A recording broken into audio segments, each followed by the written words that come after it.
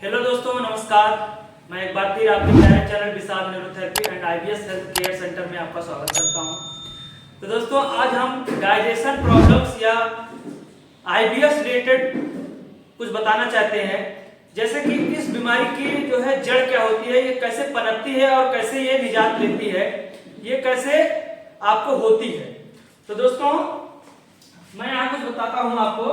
जैसे कि IBS digestion problem होने के मुख्य कारण, जो आईबीएस होता है संग्रहणी जिसको बोलते हैं, या डाइजेशन रिलेटेड जो प्रॉब्लम आपको होती है वो किन कारणों से उत्पन्न होती है, उसके बारे में थोड़ा जिक्र करेंगे आज।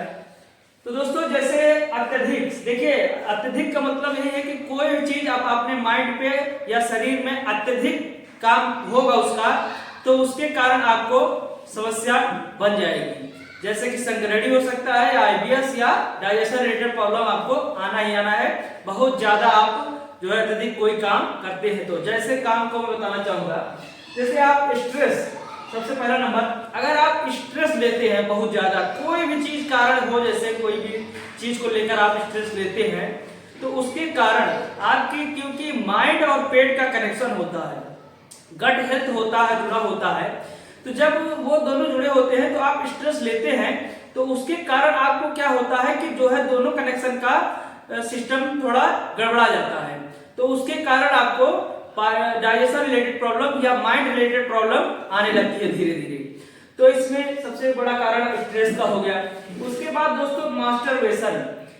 आज के युग में हम देख रहे हैं कि दोस्तों कि नए नए नौजवान जो है मास्टरबेशन के लत में पूरा फंस गए हैं एकदम। वो अपनी लाइफ को ना देखते हुए क्या करना है, कैसे रहना है, क्या खाना है, वो सब अपना भूल गए हैं लाइफ स्टाइल, वो इन गंदी आदतों में पड़ गए हैं। तो इस मास्टरबेशन करने से आपका डाइजेशन सिस्टम एकदम वीक हो जाता है। आप बहुत ज्यादा कर देते हैं तो आपका नाभि के नीचे का एरिया एकदम पूरा कमजोर हो जाता है, सेक्सुअल एरिया, और नाभि के चारों तरफ की नसें, मांसपेशियां कमजोर हो जाती हैं और मानसिक संतुलन भी गड़बड़ हो जाता है। उसके कारण आपकी नाभि हटती है, कोई भी कारण से आपकी नाभि हट सकती है, तो उसके कारण जो है आपको आईबीएस या संग्रहणी बन सकता है। उसके बाद दोस्तों, ज्यादा आप अल्कोहल यूज करते हैं। देखिए, अल्कोहल सबसे गंदी चीज है। दारू हो गई, शराब हो गई, बियर हो गई, ये सब नशे आप करते हैं, अपने शरीर में डालते हैं। प्राकृतिक चीजें हैं, आप बनाई गई हैं, उसके यूज कीजिए। जो आर्टिफिशियल चीजें बनाई गई हैं उसको आप अपने शरीर में डालते हैं, तो उसके कारण जो है आप जो है फालतू की चीजें खाते हैं, पीते हैं, तो उससे लीवर और छोटी आंत, बड़ी आंत या स्टमक या माइंड से रिलेटेड समस्याएं धीरे धीरे वो उत्पन्न होती हैं। धीरे धीरे धीरे धीरे वो पनपती रहती हैं। अंत में जाके नतीजा क्या निकलता है? डाइजेशन रिलेटेड प्रॉब्लम या आईबीएस या संग्रहणी। उसमें आप फंस जाते हैं और पूरी तरह से आपका सिस्टम, डाइजेशन सिस्टम काम करना बंद कर देता है, जिसके कारण आपसे मानसिक रोग भी उत्पन्न होने लगते हैं और जो है आप परेशान रहने लगते हैं। और दोस्तों, तो ऐसा ना करें कि जो है अपने शरीर को देखते हुए ये सब गंदी लतें आप फालतू की पालें और जो है समस्या में फंसे। उसके बाद दोस्तों, आप फास्ट फूड ये जो है बाहरी चीजें जो है आज के हमारे इंडिया में इतनी प्रभावित हो गई हैं कि पूरी तरह से हर स्टेट में, हर जिले में पूरा अपना दबदबा बना लिया है। तो इसके कारण जो है फास्ट फूड, लोग chowmein, burger, pasta, manchurian, samosa, jalebi, पता नहीं क्या क्या फलाना ढिमका खाते रहते हैं। तो उसके कारण जो है, जो प्राकृतिक चीजें आप ना खाके, जैसे साग सब्जी और फल फ्रूट या ड्राई फ्रूट या डेयरी प्रोडक्ट, ये सब चीजें ना खाके आप फालतू की चाइनीज चीजें या दूसरे आइटम से बनी चीजें, कई कई दिनों तक सड़ा हुआ मैदा आप खा रहे हैं, तो उसके कारण जो है डाइजेशन पे इफेक्ट पड़ता है और जो है सीधी बात है आप आईबीएस या संग्रहणी या डाइजेशन रिलेटेड में आप फंसते चले जाएंगे। अच्छा, उसके बाद दोस्तों देखिए, एंटीबायोटिक। देखो, एंटीबायोटिक का मतलब यह है कि आप दवाइयां अत्यधिक खा लेते हैं, किसी भी अंग्रेजी दवा, ये आजकल की अंग्रेजी दवा पूरा खा चल रही है अपने इंडिया में। तो अंग्रेजी दवा आप खाते हैं तो उसके साइड इफेक्ट बहुत ज्यादा है, फायदे तो कम है, साइड इफेक्ट बहुत ज्यादा है। आपको बुखार होता है तुरंत एंटीबायोटिक, टाइफाइड होता है तुरंत एंटीबायोटिक, दस्त लगता है तुरंत एंटीबायोटिक, हर कोई बीमारी हो एंटीबायोटिक, वो भी अंग्रेजी दवा का आप यूज कर रहे हैं। तो उसके कारण जो है ऐसा होता है कि आप कुछ दवाइयां ऐसा खा लेते हैं कि उसके कारण जो है आईबीएस या संक्रमणी उत्पन्न हो जाता है, डाइजेस्टिव सिस्टम आपका गड़बड़ हो जाता है, मानसिक संतुलन आपका खराब हो जाता है। अच्छा, उसके बाद दोस्तों नेवल डिसबैलेंस। नेवल डिसबैलेंस मतलब या धरण या नाभि जिसको बोलते हैं। नाभि आपकी खिसकती है तो सीधी बात है कि अगर आपकी नाभि खिसकेगी तो नाभि का ब्रेन का कनेक्शन होता है। नाभि अगर खिसकती है तो शरीर का जो है आपका इनबैलेंस हो जाता है, पूरी तरह से जो है डिसबैलेंस हो जाता है, क्योंकि नाभि ही शरीर का केंद्र बिंदु होता है। अगर वो डगमगाता है तो उससे शरीर पूरा इनबैलेंस हो जाता है। आपका सोने की, खाने की, कहीं घूमने की, शरीर मतलब वजन, ये सब पूरी तरह से आपका धीरे धीरे लॉस होने लगता है। पूरी तरह से आप इस नाभि के हटने की वजह से आप फंसते चले जाते हैं। तो नाभि देखिए, नाभि किन किन कारणों से हट सकती है। नाभि हटने के कारण यही है कि आप जो है फास्ट फूड बहुत ज्यादा खाते हैं, अल्कोहल, एंटीबायोटिक, मास्टरबेशन बहुत कर देते हैं, स्ट्रेस लेते हैं। तो इन सब कारणों से कहीं आप कोई जिम का काम कर लेते हैं, कोई वजन का काम उठा लेते हैं, किसी गड्ढे में आपका पैर पड़ जाता है तो नाभि खिसक जाती है।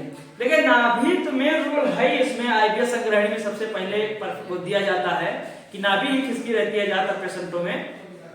मगर हमने जो देखा है अपने आईबीएस की जर्नी में, तो हमें तमाम पेशेंट मिले जो बताए कि हमको स्ट्रेस से हुआ है, किसी को मास्टरबेशन से हुआ है, किसी को ज्यादा अल्कोहल यूज करने से हुआ है, किसी को फास्ट फूड यूज करने से हुआ है, किसी को एंटीबायोटिक खाने से ज्यादा हुआ है, और किसी की नेवल हटने से हुआ है।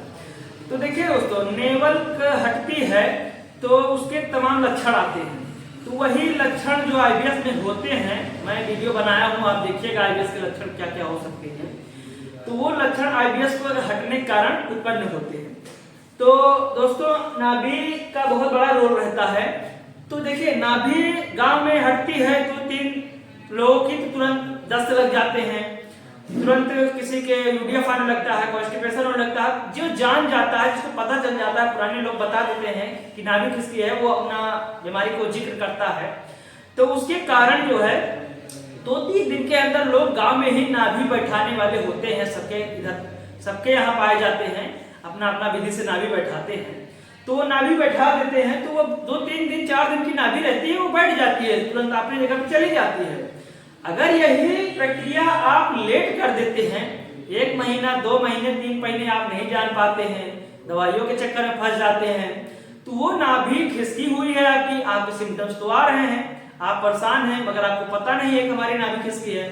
तो उसके कारण नाभि दूसरी जगह बनाने के लेती है, ऊपर चढ़ जाएगी तो कॉन्स्टिपेशन हो जाता है, वो सब नीचे जाती है, डायरिया हो जाता है, दाएं बाएं जाती है, म्यूकस और यूडीएफ या आम आता है, ये मैं बताया हूँ।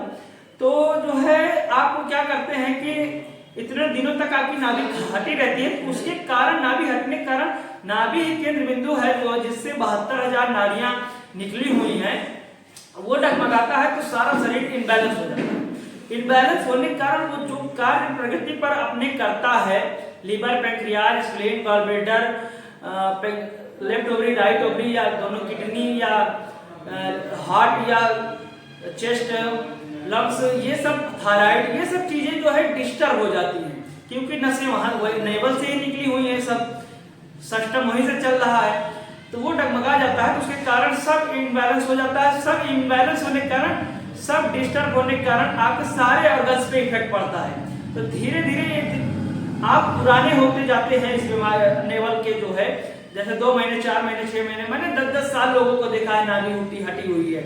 क्या होता है, उनका सारा ऑर्गन डिस्टर्ब होकर पूरा अपना जो है कार्य करना बंद कर देता है और वो डिफेक्टेड हो जाता है, जिसके कारण आपको तमाम तरह की समस्याएं झेलनी पड़ती है। वो समझ नहीं पाते हैं कि हमें एक्चुअल में हुआ क्या है। तमाम तरह की जांचें वो कराते रहते हैं, जांचों में कुछ नहीं आता है। तमाम बड़े बड़े डॉक्टर को, गैस्ट्रोलॉजी, लिवर स्पेशलिस्ट जो है, बड़े बड़े डॉक्टरों को दिखाते रहते हैं, कहीं इसका इलाज नहीं पाते, क्योंकि नसनाड़ियां हैं, नसनाड़ियां दवाइयों से नहीं सही होती हैं। तो इसके लिए जो है कुछ टेक्निक होती है, कुछ तरीका होता है, उसके थ्रू आप अगर चलते हैं तो इन सब समस्याओं को आप खत्म कर सकते हैं। तो दोस्तों, मैं आज बताया कि आपको आइडियल डाइजेशन प्रॉब्लम होने के मुख्य कारण क्या है। आप समझे होंगे कि क्या हो सकता है, और जो है आप अपना इलाज कराने के लिए या भटक रहे हैं इधर उधर, नहीं सोल्यूशन पा रहे हैं, तो एक बार जरूर हमको मौका दें आपको हम निश्चित ही स्वस्थ करके घर भेजेंगे, क्योंकि हम खुद उस समस्या से निकले हुए बंदे हैं और जो है हमने उस समस्या को फेस किया है, प्रॉब्लम को फेस किया है। तो हम बारीकियों को जान रहे हैं कि आईबीएस या संकरणी या डाइजेशन रिलेटेड प्रॉब्लम में कहां से होता है और कैसे होता है और कैसे इस चीज से निकलना है आपको। तो दोस्तों हमारी कुछ गाइडलाइंस होती हैं, उसके थ्रू आप अगर आप चलते हैं, जो हम बताते हैं छोटी छोटी बातें अगर आप फॉलो करते हैं तो आप निश्चित ही कुछ दिनों में आप इस समस्या से निकल जाते हैं।